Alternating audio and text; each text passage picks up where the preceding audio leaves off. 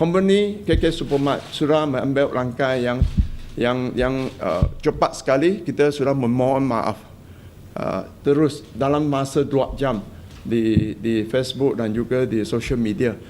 Tapi itulah biasa yang terjadi dalam Malaysia ni. Bila salah minta maaf, bila salah minta maaf, bila salah minta maaf. Datuk, saya nak tanya Datuk lah, KK Mart boleh tak bagi janji ataupun promise ataupun bagi waranti benda ni takkan berlaku?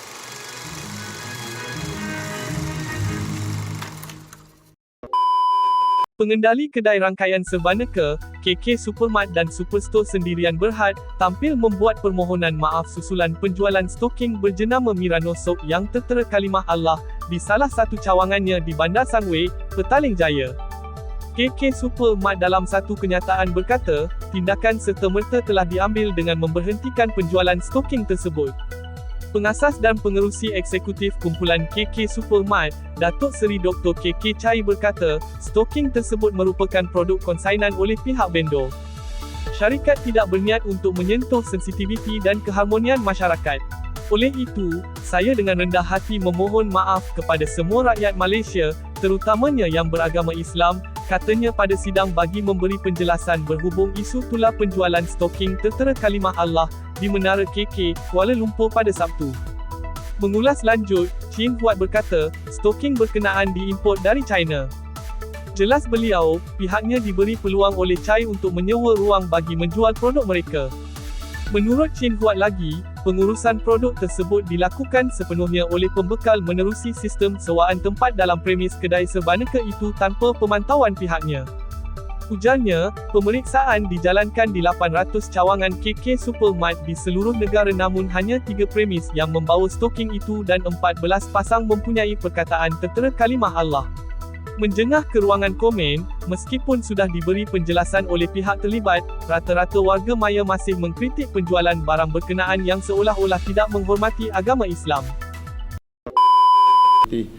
Jadi pada 14 hari bulan, hari Khamis, pihak KK terus pergi membuat satu laporan polis supaya kita boleh menerangkan apa insiden ini dan juga berikan kerjasama kepada pihak polis. Dan juga kita ada hantarkan surat penerangan kepada KDN, kepada KPDN, kepada Menteri Agama, kepada Jawi, kepada JAIS, kepada JAKIM dan juga kepada PDRM juga. Teruskan kenapa insiden ini boleh berlaku di kedai KK Supermart. Dan selepas itu, hari ini saya harapkan media ini, press conference ini boleh terangkan lagi. Penting sekali, bukan kita mau escape responsibility. Penting sekali ini press conference untuk kita bertus kita mau express memohon maaf dengan ikhlas dari semua saya pengurusan tinggi di dalam KK Supermart. Betul, ini seperti saya cakap, bukan kita betul-betul bertanggungjawab.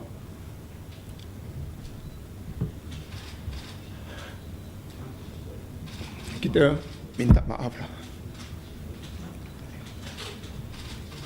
Sekali lagi kita meminta maaf terbuka kepada semua masyarakat beragama Islam. Terima kasih. Hai, saya nak jumpa Datuk sekejap boleh Boleh Honor dia. Hai Datuk, apa khabar? Boleh saya duduk? Ya. Okey, ini adalah Datuk KK. Okey, honor kepada KK Mart. Duduk dulu Datuk. Datuk, saya sebagai orang Islam Datuk Ya. Sebagai orang Islam, orang Melayu, saya ada beberapa perkara yang saya rasa macam kecil hati, geram, marah pasal isu terbaru ni Tok. Ya. Datuk, boleh tak terangkan kenapa boleh jadi isu kalimah Allah berada dekat stokin tu yang dikeluarkan ataupun disediakan oleh KK Mart? Ya, yang lebih perkara ini kan soal berlaku.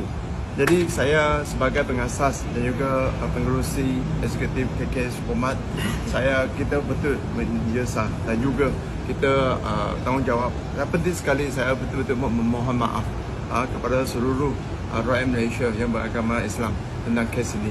Kes ini yang berlaku di kedai saya tak pernah ada kes seperti ini dalam sejarah KK Mart.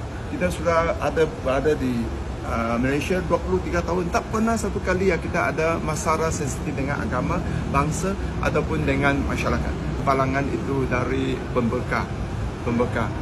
Supplier yang hantar barang ini pergi saya kedai, tapi dia pun tak ada cek betul-betul. Ini barang untuk consignment, staff pun tak ada pergi cek. Jadi saya harapkan tapi kesilapan sudah buat. Tapi itulah biasa yang terjadi dalam Malaysia ni. Bila salah minta maaf, bila salah minta maaf, bila salah minta maaf. Datuk, saya nak tanya Datuk lah, KK Mart boleh tak bagi janji ataupun promise ataupun bagi waranti benda ni takkan berulang? Ya. So, lebih sepatutnya pada hari bulan 13, pada petang itu saya sudah meminta maaf dan juga kita sudah buat tindakan yang tegas supaya kita tak ada berlaku hal ini di dalam KK Mart. Penting sekali saya pun sudah train semua staff, jangan lagi buat ni. Siapa yang kena ini kes, saya yang kena nama bulok. Selain staff, lagi pun dengan 500 supplier yang pembekal yang ada saya. Kita mesti menjanjikan semua rakyat Malaysia tak ada kes ini lagi. Kalau boleh lah, saya minta kes ni mungkin daripada pihak KK Mart, dia nak bagi tahu kepada masyarakat, khususnya pada orang Islam, apa kesinambungan dia. Dia orang dah buat report polis semua dan sebagainya, betul tak ya? Okey, lagi satu, kalau hal-hal agama ni tu biasanya akan menyebabkan orang boikot tu. Ya, betul. Ini normal, orang akan boikot.